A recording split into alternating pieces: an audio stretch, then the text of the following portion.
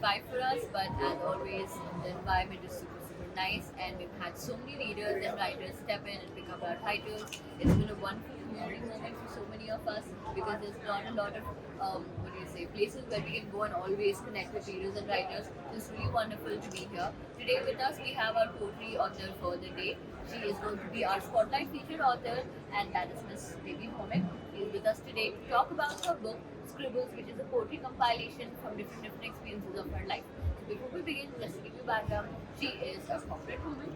She's had her 9 to 5 going on, and but amongst all of this, the one thing that she's held on to is her words and poetry, which has been her go-to place since she was a little kid, as what we were discussing.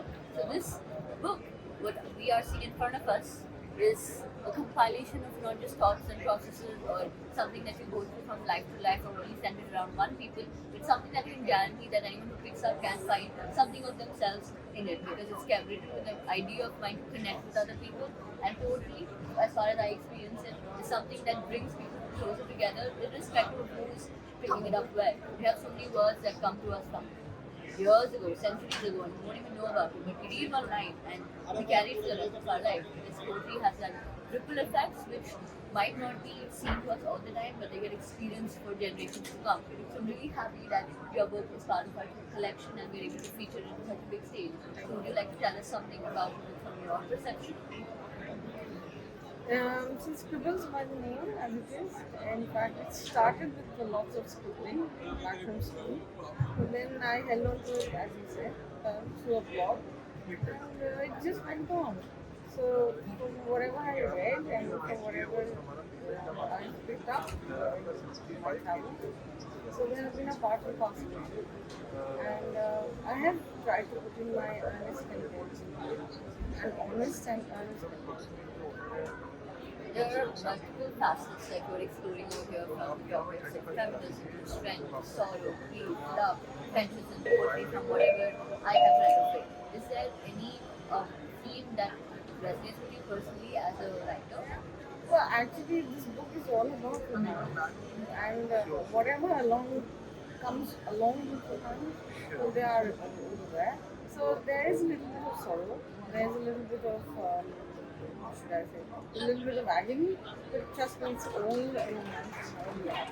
So and love, more universal manner, romance and more universal manner. Because I myself.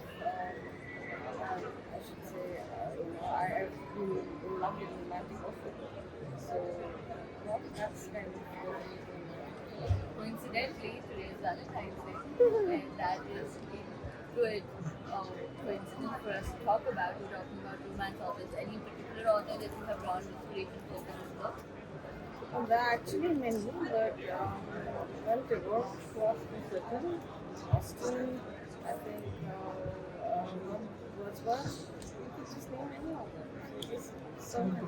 Well, that is a pretty diverse collection, and you yourself have chosen poetry. But if it comes down to it, what is your reading preference? Poetry or prose? I read almost right now. I'm reading Rebecca Cow. In fact, she's a author. She's fantastic. She's really 27. She's written the Talking Book. It's a poem. And it's fiction, but it's absolutely amazing. So Or do you say that it's going to write you? absolutely. So I'm just waiting for the next. That's right. Also on the theme of love and romance, is there somebody you want to dedicate your first book to? Because most It has authors- already been dedicated to my dad. In fact, he really wanted to be published, but unfortunately, he just passed away about a year back. So I didn't hear that. yes, and in fact, he will see this, but I'm sure he will be very happy. He is happy. Right. I'm sure, I'm sure. Speaking of all the books that you had covered and the story that comes from poetry, most poets have this emotional peaks at which words just flow. And they have a very systematic writing process. Either they write 10 minutes of poetry or they might not able to compile complete poem in 10 months. So what is your writing process like? I really don't have a process as I like it, but I think it's just about coincident or maybe certain ways that I went on, certain places that I visited, and they've come out from that. So maybe when I went to Russia and I visited the absolute elaborate sessions over there. I was just so much in love with the paintings. Some of the paintings, some of the paintings are depicted in pools. So I guess you pick up the inspiration from every day. Very very little thing, very simple thing, very humble. Yeah, Why don't we pick up a book of yours and read it aloud? And it will be something that we can discuss after you're done reading it. I'm not going to ask you to choose your favorite book because I understand that's really, really hard because you cannot always just have to keep a favorite book here. But if there's anything you would want to read out for everyone going here, yeah.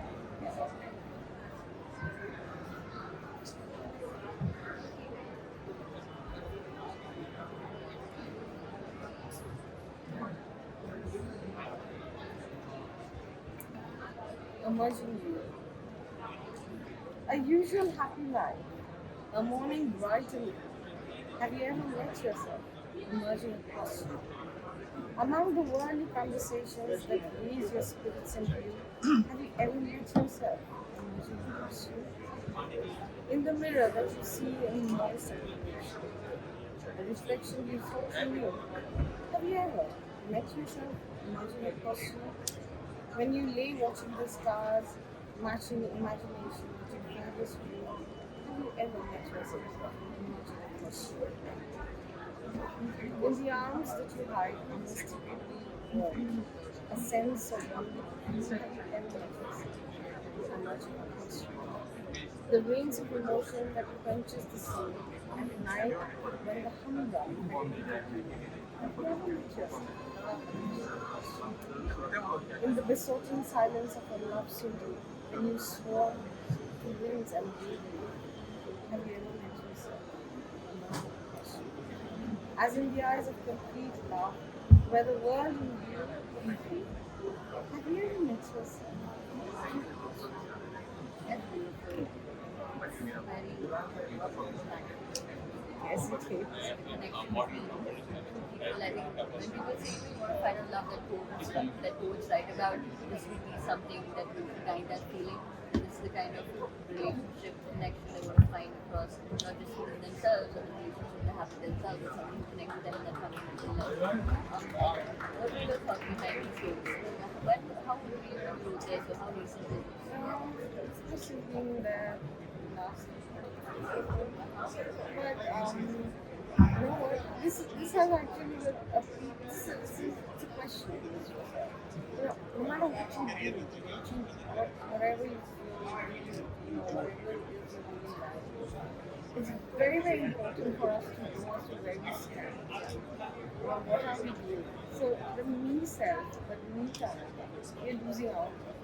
Even if you're even if you're sitting beside a park, even if you're just staring at the night sky, it's important for us to give ourselves that time to romanticize, that time to fantasize, that time to think about yourself. And it is during those times when you actually get those thoughts, you want to write them. And those are very honest and pure. And when you actually write them down, you get it. That's how that works. That's very accurate. Has your writing style changed in your style versus now? Your observation technique or the things that you relate more? Because as we go through phases of life, we can evolve and have the same touch with each other. Has your perception of how you give out your change or something that resonates with you as a content? Of course, I think so. I mean, as a child, I think you mostly writing about environment. There was a rebel kind of a thing. Oh, I want to do this and I want to do that. And probably a lot of feministic attitude. Girls are better, and this is what you do. Well, the things I think, those things have changed. It's more like loving yourself, taking care of yourself, loving everything. Now I think very, very small things, very little things. Something that you miss out on as a child. I feel like you're missing out on. I also think that the concept is very apt to describe the title. And sort of putting it all together, you have a very vivid cover. You can see that it gives you that right balance of inviting as well as wholesomeness and also like the celebrity factor in the cover come out wonderfully. I do like the color scheme in particular. Who was the first person that you shared the cover to first? Like the first person who got to see your cover? Besides yourself. I think my mom because yeah, I lost the way. I'm sorry to hear. Yeah, but when this thing came out, I was like, no, and she was like, yeah, she totally loved it. And she loved it more because finally it's going to be hers. That's really nice. What you say that resonates with this cover for you? These are actually the thoughts. See, it's all about your thoughts and imagination. And if they're pure and honest, they get emancipated into the world. Basically, this cover says it all. If you had to describe your poetry work in maybe 3 words, what would they be? I don't have a lot of love. They are all aspects of love. All focuses also hard. All focuses. It was really interesting how you sort of came to us for this book to get published because when we got a call, we got a call from your partner and then it was like came to the birthday sentence and I was surprised my partner and that's how the whole process started. What was it like for you to be receiving and becoming Yeah, counts. talk about it?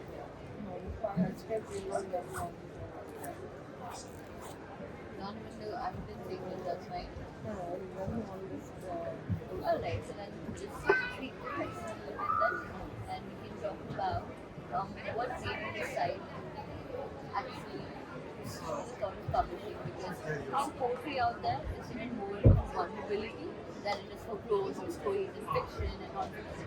But poetry is a very uniquely personal space where people express themselves and not a lot of people are comfortable putting it out there. So what is it like for you to publish your book and compile those thoughts because you did have a blog so that you might have experience with the concept of putting it out there.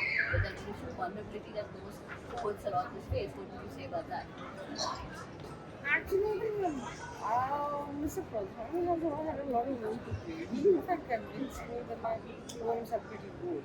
And he said, why wouldn't you think of publishing? I was quite surprised. I in fact asked him, are you really very sure that this is going to be good? No matter who says what and no matter how big a gift it is, he sounded very confident. In fact, he rattled a few lines of my poem. And I was quite taken aback. So he said, you know what, I really like it.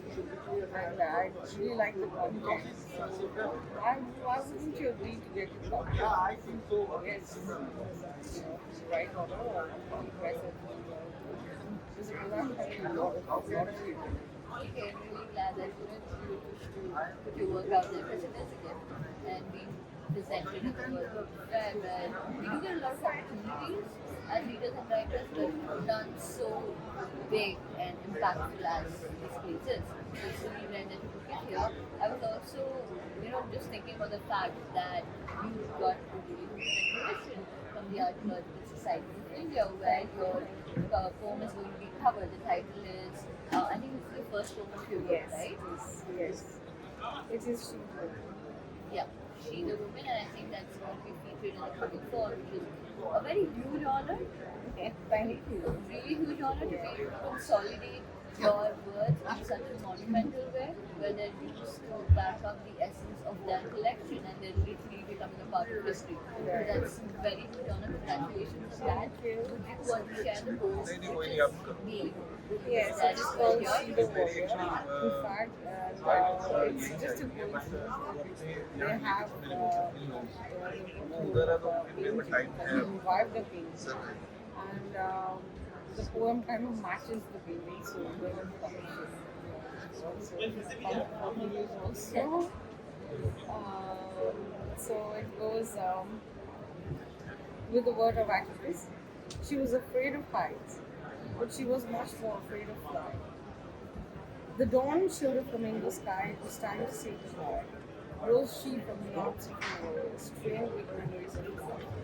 The rain swept across the sea. The waters were ready, awaiting the dawn of the warrior. Yeah. She crept low to the porch, where the ashes spread from the night's wind, reminding her of the night crashing, the rain's blotting out. Now she stands watching for the great reveal. One more, once more, she could want. The warmth of breath, the embrace of you, endearing intimacy, the certainty. Her warrior must leave and bid adieu, the vibrant pennant and the wings that beat, the budged voice, the final chords. She watched him by her warrior eyes. They embraced each other for once more time, under the skies of complete battle time. And he held her close and embraced her more, as she knew in her heart she felt him more. And again, this picture was given by Mr. Bhaumik, in fact. So thanks to him. Thank you, Mr. Pradhan, for compiling such a beautiful writing with such a impactful picture. It's really, really good and it's really sad then you know that every time you listen to it you have that feeling. You know that feeling where you know that it's already happened and you can't really think about it but yet wishing that it turns out different. I think humankind persists on that hope that what if it's something different. But I'm glad you didn't go for anything different with this book because it's really, really something that would make any contribution worthwhile. And speaking of contributions, I want to highlight this project as well that you participated in the gender tapes with the Jatakas, if I'm right, by Dr. Ray Chaudhary, and he used your book for supporting his documentation and documenting that history. So why do you not tell everybody about that? Well, Dr. Stacey was a huge friend and she picked up a piece of work and she said, no, I would want to take different things for my for her paper that she was publishing. And voila, I mean, and they approved it and it was published. And thanks to her, she really pushed me into writing. She's one of my best scholars. Very, very appreciative. There's so many people that have played quite big roles, small roles that have led to this moment. And shout out to everybody who's made the books possible, so this both possible and the book possible because poetry is all about the small moments and making them last. Is there anyone who you want to give a shout out to right now? Yes, of course. Everyone, in fact, was helpful and very silent partner who has been a big support. Like really glad that we had all of these people around you. On our every note, what we are going to do is we're going to play with the trailer so that we have a little background about what they can expect from your book when you pick it up, and we are going to have your address for our general audience whether they watch it on YouTube or LinkedIn or wherever it is that they tune and watch this in, and we're going to feature you with our certificate as our published author, participant in the World Fair for the year 2024, and that reflects on the official part that is being recognized by the institute. Right? Thank you Yes. so So much. let's play our video trailer.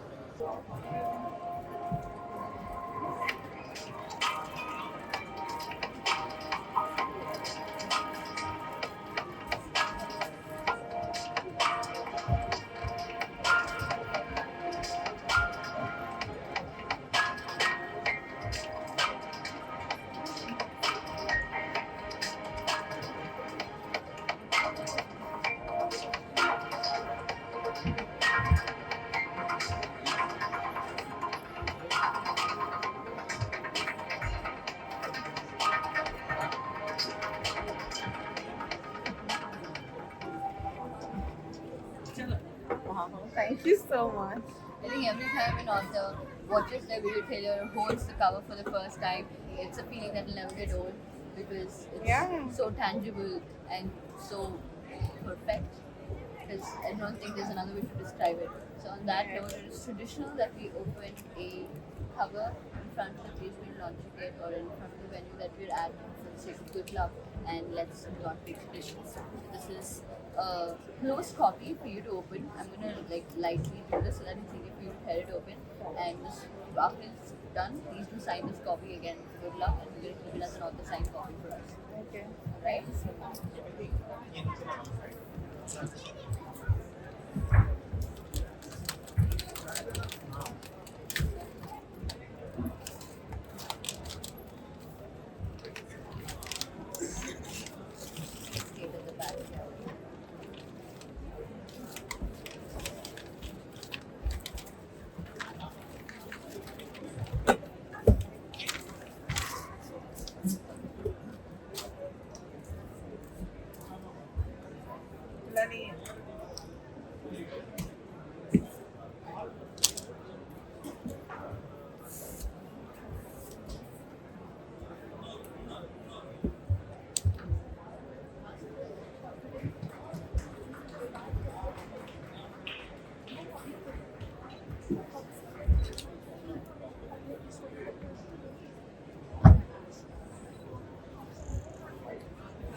want Duga to help?